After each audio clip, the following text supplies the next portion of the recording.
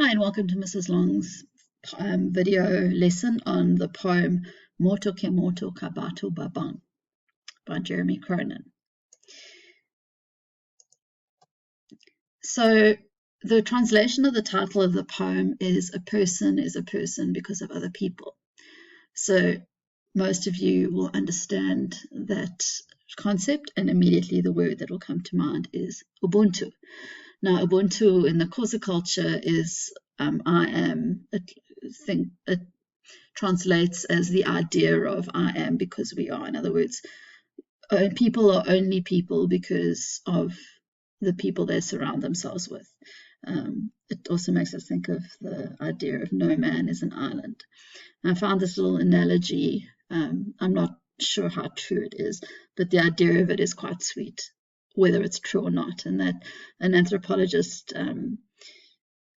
took a group of African children and he put a basket of fruit and near a tree and said whoever gets there first will have their pick of the fruits.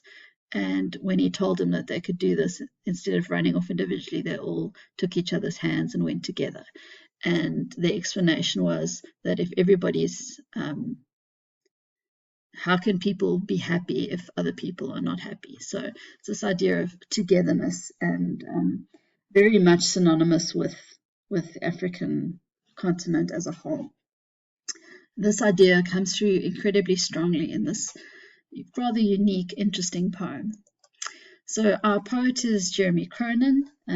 He was born in South Africa in just before 1950, and he led quite an interesting life during apartheid South Africa.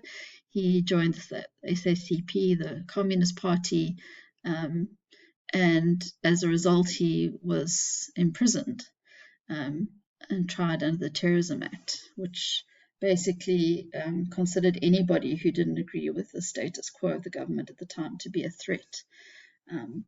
And so it's a lovely voice to hear coming through in this poem. Right, so let's have a look at the text of the poem. By holding my mirror out of the window, I see clear to the end of the passage. There's a person there, a prisoner, polishing a door handle. In the mirror, I see him see my face in the mirror. I see the fingertips of his free hand bunched together as if to make an object the size of a badge, which travels up to his forehead, the place of an imaginary cap. This means a warder.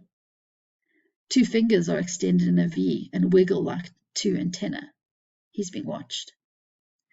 A finger of his free hand makes a watch hand's arc on the wrist of his polishing arm without disrupting the slow rhythm of his work. Later, maybe later we can speak. Hey, wat maak jy daar? A voice from around the corner. No, just polishing, boss. He turns his back to me.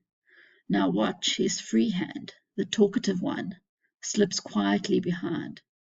Strength, brother, it says. In my mirror, a black fist. Now, when you read this poem, there are a few things that you're going to notice. Probably the first thing is the interesting layout of the poem. And it's very important in our interpretation of the poem, the way it's laid out. So the setting of the poem is most probably intended to be a prison in South Africa during the apartheid era, and there's some clues there, such as the use of the Afrikaans, that can give us a pretty certain interpretation of that.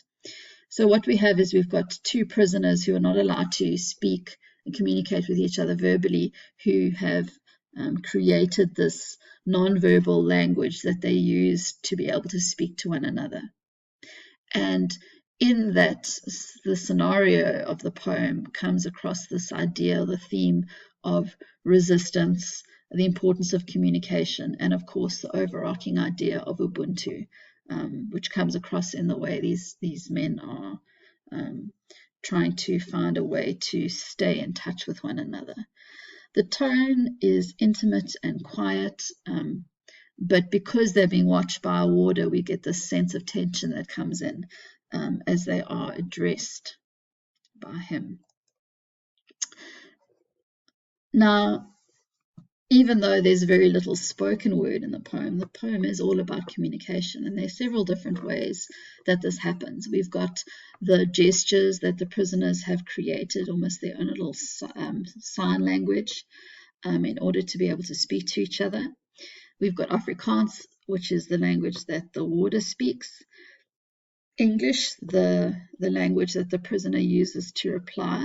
And then, of course, we've got our speaker, who is physically silent in the poem, doesn't say anything, but obviously is the voice, in inverted commas, of the poem, because we're seeing the scenario through the eyes of the speaker. The speaker is explaining it to us as it happens.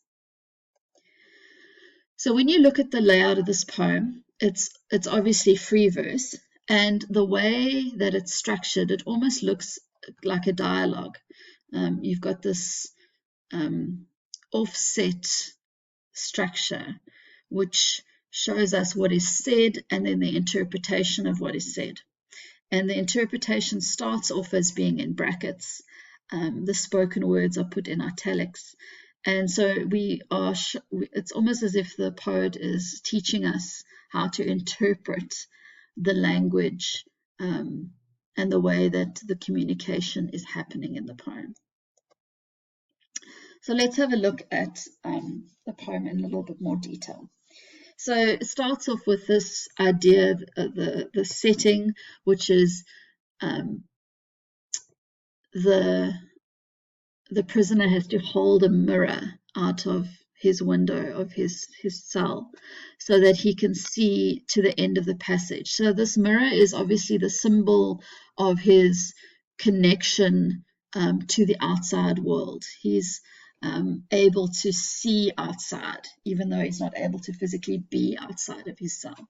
And then we've got this passage, which is what runs along the cells, which is the thing that connects the two prisoners. Okay. Then we've got the person. There's a person down there, a prisoner. Okay. Obviously,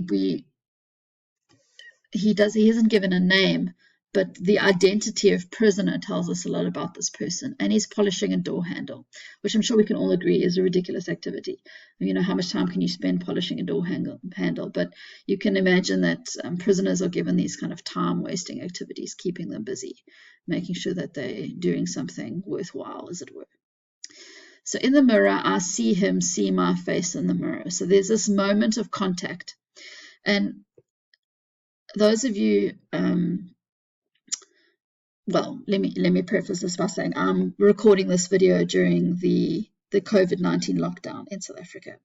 And so perhaps if you've experienced this, you might have a slightly better understanding of the importance of being able to communicate with people when you are physically distanced and you're not allowed to have physical contact. Establishing some means of communication is essential because humans are not meant, no man is an island. We're not meant to live on our own. We're not meant to be separated from one another. We're pack animals, as it were. And so here we've got this moment where they connect with each other through this mirror. And then what ensues is the interaction between the two men. Obviously, there's very minimal interaction from the speaker. He's just observing and translating for us. So the prisoner who he's observing takes his fingertips of his free hand and he bunches them together as if to make the object the size of a badge, which he then puts on his forehead. And we've got our brackets here. This means a warder. Now, the warder is watching from a distance, and we know he's being watched because of the little wiggling fingers like an antenna, which is the language they've developed. Now, so they're physically separated, they're unable to speak, and they're under intense surveillance. So this could suggest that they're political prisoners. This would also be a reason why they're not allowed to communicate with one another, for fear of them plotting against the system. So they cannot see each other, they cannot speak to each other, but the characters in this poem are, I suppose, symbols of the triumph of humans against oppression. You can put us in a situation where we're physically unable to see each other, but we'll find a way to find this all-important human connection. Why? Because a person cannot be a person unless they have other people around them. Right, so the finger of his free hand makes a watcher's arc, which symbolizes the passing of time. So there's obviously something that they need to discuss, but they can't speak now. And he's so surreptitious about it that it doesn't even disrupt the rhythm of his work. It's interesting how they call his hand his free hand. Literally it means it's the hand that isn't polishing, but it could also be the part of him that's free because it's the part that's able to communicate, which is what the system is trying to prevent him from doing. So lovely use there of that adjective free. Now we've got this jarring, hey, wat maak jy daar? And the use of the Afrikaans is quite deliberate here because the warders would most likely have been white Afrikaners during the days of apartheid. And it also symbolizes, I think, that separation between the two groups of people through a language as well. So he's around the corner, he's far away, physically far away, but also in terms of his understanding of the world and his politics, he's very far separated from the prisoners as well. So the prisoner replies, no, just polishing boss, this almost practiced reply. And the use of the word boss there, if you're not South African, that means boss. Okay, and that was the way that people of color were kind of trained to refer to people who were in authority above them. Let me just translate the hey wat maak jy daar means hey, what are you doing there? In case you didn't understand that. Sorry, I shouldn't have explained that earlier. So he obviously has to keep up with the ruse of he's not doing anything that he shouldn't be doing. He's just polishing. Obviously, he's got to make sure that they don't get caught communicating, because if they are so strictly surveilled and watched, communication is not something that they're allowed to be doing. Okay, so the prisoner turns his back to me, the speaker, and now his free hand, which has now been described as the talkative hand, which is a lovely irony there because he's not allowed to talk, but the hand is communicating. That's why it's talkative. And in the last little bit of the poem, the explanation of what he says and what he does is no longer in brackets. It's almost as if the speaker has now taught us the language we are expected to understand. We've got the gesture and then the explanation of that gesture. So the gesture is a black fist, strength, brother, it says. So the raised fist has become a very iconic symbol of resistance. It's a sign of solidarity. We've got you, we're with you. Keep up your strength. Obviously, a fist is something you would use to fight. So it's a strong, your fingers are clenched together. It's a symbol of strength. Now, it's interesting that it didn't just say a fist, but a black fist. Perhaps the speaker and the poet is reminding us of the political context here. So for the speaker in the poem, the raised fist he's probably not raising it because he's surreptitiously, it's behind his back. But the fist represents solidarity and a kind of I got you, strength, brother. And the use of the word brother tells us that they're in it together. However, had the warden seen that, there would have been a very different interpretation. It would have been seen as a threat, and more than likely, had they been caught making that symbol, they would have been in for, some sort of retribution for their behavior.